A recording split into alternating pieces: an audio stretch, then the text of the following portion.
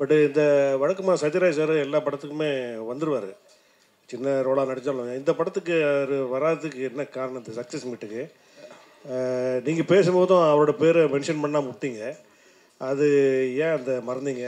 இல்லை சார், எல்லா ஆக்டர்ஸும் பொதுவாக நான் நன்றி தெரிவிச்சிட்டேன் சார். எல்லாருமே இதில் ஃபேமிலி ப்ளஸ் இதில் இருந்த சின்ன ஆக்டர்ஸ்லேருந்து சத்யராஜ் சார் வரைக்கும் நான் பொதுவாக எல்லாருக்கும் நன்றி தெரிவிச்சிட்டேன். சத்யராஜ் சார் வராததுக்கு காரணம் டேட்டு இஷ்யூ தான் சார், வேறு எதுவும் இல்லை. அப்புறம் அடுத்த படம் ஒரு சரித்திர படமாக இருக்கும் அப்படின்னு சொல்லிட்டு காளி வெங்கட் சார் சொல்கிறாரு. ஆமாம் சார். அது என்ன மாதிரி கதை, எப்படி இருக்கும் அப்படின்னு சொல்லிட்டு சொல்ல முடியுமா? பேன் இண்டியா படமா? ஏன்னா குறுகிய பட்ஜெட்டில் ஒரு படம் எடுத்திருக்கீங்க, பெரிய படம் வாய்ப்பு ஏதாவது வந்திருக்கா இல்லை பேன் இண்டியா படமாக சார்? இல்லை, நான் இந்த ஸ்க்ரீன் பிளே முன்னாடி ஃபஸ்ட்டு அந்த பீரியட் ஃபிலிம் தான் சார் எழுதினேன். அது என்னோடய ஷார்ட் ஃபிலிம் புறம்னு ஒரு ஷார்ட் ஃபிலிம் எடுத்தேன், ஒரு புறநான்னு ஒரு போயம் பேஸ் பண்ண படம் அது. ஸோ கிட்டத்தட்ட அந்த போயமோட ஒரு கண்டினியூஷனாக தான் அந்த கதையை நான் எழுதினேன்.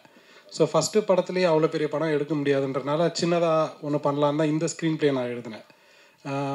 அது பேன் இண்டியான்னு எனக்கு தெரியல சார். அது ஆனால் ஒரு ப்ராப்பரான தமிழ் ஹிஸ்ட்ரி கதை. அதாவது சங்கம் லிட்ரேச்சரில் நம்ம படித்த குறிப்புகள்லாம் இருக்குல்ல, ஊர் இந்த மாதிரி இருந்தது, இந்த மாதிரி உணவு முறை இருந்தது, இந்த மாதிரி துணி போட்டாங்க, இலையில துணி கட்டிக்கிட்டாங்க.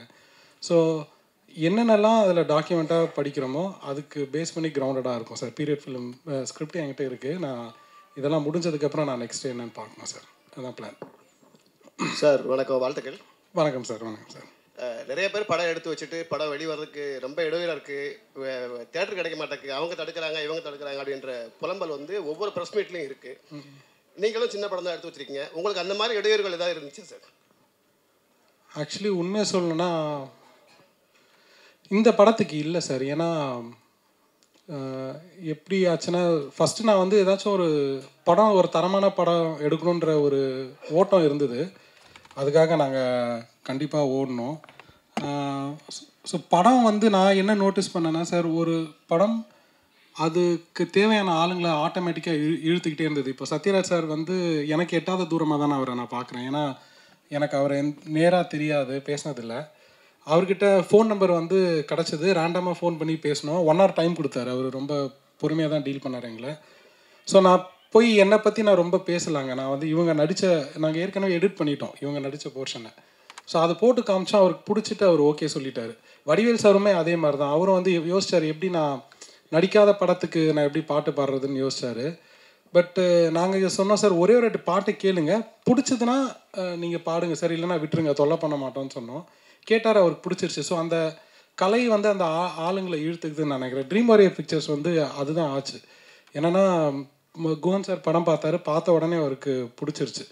ஸோ ஆனால் இதில் ஒரு கொஞ்சம் இப்போது நான் ஏன் லக்கின்னு நான் நினைக்கிறேன்னா, ட்ரீம் வாரியர் பிக்சர்ஸ் நினச்சிருந்தா இதை விட இன்னும் கொஞ்சம் ஈஸியர் குதிரை மேலே பந்தயம் கட்டியிருக்கலாம். இது கொஞ்சம் ரிஸ்கியான குதிரை தான் இந்த படம். ஆனால் அவங்க நல்ல படத்தை சப்போர்ட் பண்ணணும்னு நினைக்கிறாங்கல்ல சார், அந்த மாதிரி எண்ணங்கள் இருக்கிற ஆட்களும் தேவைப்படுதுன்னு நான் நினைக்கிறேன். அது மிக்ஸ் ஆஃப் போத். அந்த படமும் நல்லா இருந்தது, but at the same time அதுக்கு சப்போர்ட் பண்ண நினச்ச ஆளுங்களும் எனக்கு தானாக அமைஞ்சாங்க. அதுக்கு அபிஷேக் ராஜாவுக்கு தான் நான் நன்றி தெரிவிக்கணும். அவர் தான் இதை எடுத்துகிட்டு போய் காமிச்சார் அவங்கக்கிட்ட. ஸோ எனக்கு அந்த மாதிரி அனுபவம் இல்லை. இதுக்கு என்ன டிசர்விங்கோ அது கிடச்சதுன்னு தான் நான் நினைக்கிறேன் சார். எனக்கு அநியாயமாக எங்கேயுமே எனக்கு ஃபீல் ஆனதில்லை. தேட்டர் ஓனர்ஸுமே ஃபஸ்ட் வீக் பெரிய படத்தோடு வந்தாலுமே நாங்கள் கோயம்புத்தூர் திருப்பூர்லாம் போனோம். அங்கே தேட்டர் ஓனர்ஸ் அவ்வளோ வெல்கமிங்காக இருந்தாங்க. ஐ மீன் குஹன் சார் ப்ராப்ளம் இன்னும் டீட்டெயிலாக இதை பற்றி பேசலாம். அவங்க இதுக்கு ஸ்க்ரீன் தரத்துக்கு ரொம்பவே வில்லிங்காக தான் சார் இருந்தாங்க. அது உண்மை தான். அதாவது இன்னைக்கு உள்ள ஜென்ரேஷன் பார்த்தீங்கன்னா கண்ணீர் சிந்த வைக்கிற அளவுக்கு யாரும் படம் எடுக்கிறதுக்கு முன் வரது கிடையாது. வெட்டு குத்து கத்தி கடப்பார் அந்த மாதிரி போயிட்டாங்க. பட் நீங்கள் ஒரு ஃபேமிலி ஆடியன்ஸ் படம் பார்த்துட்டு கண்ணீர் சிந்தி அந்த கவலையை வெளிப்படுத்திட்டு வர அளவுக்கு படம் எடுத்திருக்கீங்க. அடுத்து எடுக்கக்கூடிய படங்கள் இதே மாதிரி இருக்குமா, இல்லை வேற மாதிரி இருக்குமா?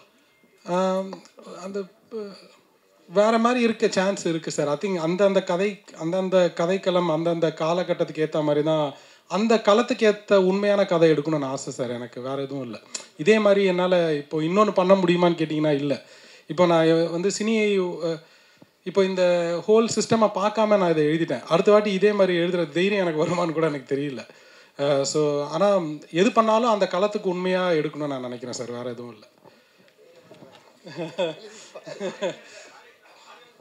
அண்ணா வணக்கம்.